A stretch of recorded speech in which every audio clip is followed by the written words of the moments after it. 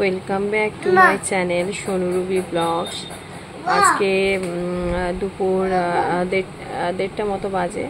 তো আমি আজকে ভিডিওটা স্টার্ট করলাম। তো ভিডিওটা আজকে কোনো বালা নকশা নয়, কোনো অন্য কিছু নয়, অন্য কিছু পারপাসের ভিডিওটা নয়। তো ভিডিওটা আজকে একটু অন্যরকম কিছু কথা বলার আছে। আর আজকে মনটা প্রচুরই খারাপ। তো যাই হোক, তো আপনাদের সঙ্গে শেয়ার করব বলে আমি এলাম। তো আজকের ভিডিওটা একটু অন্যরকম হবে। তো আপনাদের সাথে যখন সবটাই শেয়ার করছি, তো এটাও ভাবলাম যে না, এটা তো শেয়ার করতেই হয়। তো যাই হোক, আমি আজকে ভিডিওটা স্টার্ট করছি। তো আপনারা একটু সঙ্গে থাকবেন আর একটু ব্যাপারটা বুঝবেন যে আমি কি বলতে চাইছি। আর কারো উদ্দেশ্য নয়, কিছু না। আমি একটা মেয়ে হয়ে এই কথাটা মেয়ের অধিকারে বলেছি। তো আপনারা সঙ্গে থাকুন আর এটা একটু শুনুন মন দিয়ে, ঠিক আছে? তো আজকে যেই আমি ভিডিওটা করতে চলেছি, যার সম্বন্ধে, তার সম্বন্ধে আপনারা সব কিছুটাই জানেন।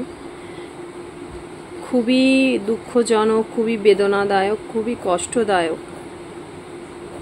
এতটাই খারাপ লাগছে, সেটা হয়তো আমি ভাষায় বলে বোঝাতে পারবো না। তো সত্যি কথা বলতে কি, আপনারা সবটা জানেন। আমি যার সম্বন্ধে বলছি সে হচ্ছে মৌমিতা দেবনাথ। তাকে নির্মমভাবে খুব কষ্ট পেয়ে মেয়েটাকে মারা হয়েছে। মেয়েটার কিন্তু কোনো রকম কি বলবো, দোষ ছিল না, অথচ তাকে মরতে হয়েছে।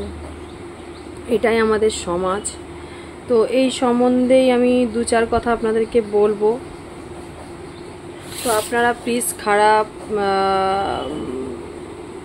ভাববেন না, বা খারাপ কিছু মনে ভাববেন না যে আমি কারোর সম্বন্ধে নয়। এটা যেহেতু আমি একটা তো মেয়ে হয়ে এই জিনিসটা, যে এই ঘটনাটা ঘটেছে আর.জি. কর হসপিটালে, ওটা কিন্তু আমাদের সাথেও ঘটতে পারে। প্রতিটা মেয়েকেই স্বাধীনভাবে বাঁচতে দিতে হবে। প্রতিটা মেয়ে স্বাধীনভাবে বাঁচার অধিকার আছে, কিন্তু আমাদের সমাজ কিন্তু সেটা চাইছে না।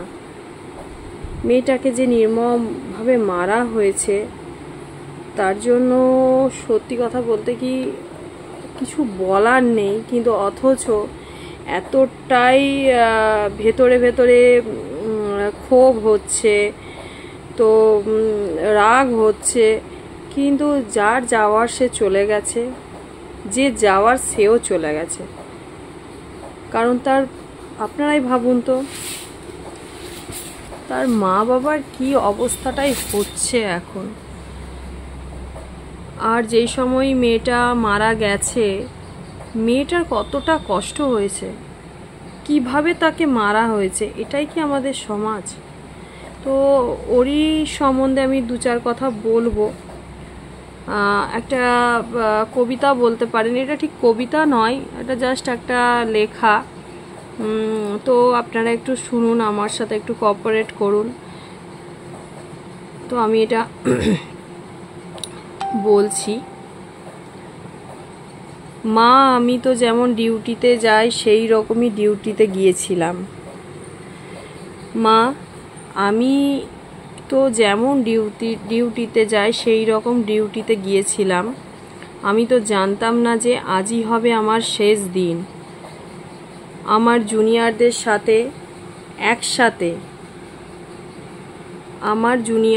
সাথে একসাথে কত গল্প করতে করতে রাতের খাবার খেয়েছিলাম। জানো মা, অনলাইন থেকে অর্ডার করে আনিয়েছিলাম আমার প্রিয় খাবারটা। ওটাই আজ খেয়েছিলাম। তখন যদি একটু বুঝতে পারতাম এটাই আমার শেষ খাওয়া, এটাই শেষ গল্প। ডিউটির বাঁধনে আমি যখন ক্লান্ত হয়ে গেলাম মা, আমার চোখ দুটো ঘুমে বন্ধ হয়ে যাচ্ছিল। একটু শরীরের ক্লান্তি মেটাতে গেলাম তখনও যদি বুঝতাম মা, সারা জীবনের মতো বিশ্রামে চলে যাব। তখন ভোর রাত, আমি ওয়ার্ডে তখন একা। ভোরের শীতল বাতাসে আমার একটু ঠান্ডা লাগতে আমি লাল চাদরটা ঢাকা দিয়ে একটু চোখ বন্ধ করেছিলাম। শুধু সেই সময়ের অপেক্ষায় থাকা ওরা আমার সাথে। ছি মা, আমার খুব কষ্ট হচ্ছিল জানো তো। অনেকবার আমি বারণ করেছিলাম, চিৎকারও করেছিলাম, বাঁচাও বাঁচাও বাঁচাও বাঁচাও, কে আছো আমাকে বাঁচাও। কিন্তু কেউ আমার চিৎকার, আমার আর্তনাদ শুনতে পায়নি জানো তো মা। আর ওরা আরও পশুর থেকেও বিচ্ছিরি ব্যবহার করতে লাগলো, খেলতে লাগলো আমাকে নিয়ে ওরা। তো আপনারা বুঝতেই পারছেন কতটা কষ্ট হয়েছে মেয়েটাকে কিভাবে মারা হয়েছে। তো যার জন্য আমি আজকে তো হয়তো 3-4 দিন কি 5 দিন ঘটনাটা ঘটে গেছে, তো আমি ভেবেছিলাম যে পোস্টটা করব। তো আজকে সত্যি বলছি, মন থেকে বলছি, খুবই খারাপ লাগছে, খুবই দুঃখ লাগছে যে একটা মেয়েকে এইভাবে মরতে হলো। কেন? ওর অপরাধ কি ছিল বলুন তো? ওরা ওকে এইভাবে মারলো। যাই হোক, তো আমি এটা আপনাদের কাছে একটু বললাম, তো আপনারা কথাগুলো বুঝবেন। আপনারা বুঝতেই পারছেন, সব কিছুটাই আপনারা জানেন। তো এই ভিডিওটা আজকে আমি মৌমিতা দেবনাথের উদ্দেশ্যে করলাম। ওনার যে আত্মার শান্তি কামনা করি। আর ওনাকে বা ওকে যারা যারা এই নৃশংসভাবে খুন করেছে তাদের অবশ্যই শাস্তি হওয়া দরকার, এটাই আমার বলার। ঠিক আছে, তো আর কিছু আমার বলার নেই। আমি এটাই আপনাদের সামনে বললাম, আপনারা একটু বুঝবেন। প্রতিটা মেয়েকেই বাঁচতে হবে, আমরাও মেয়ে।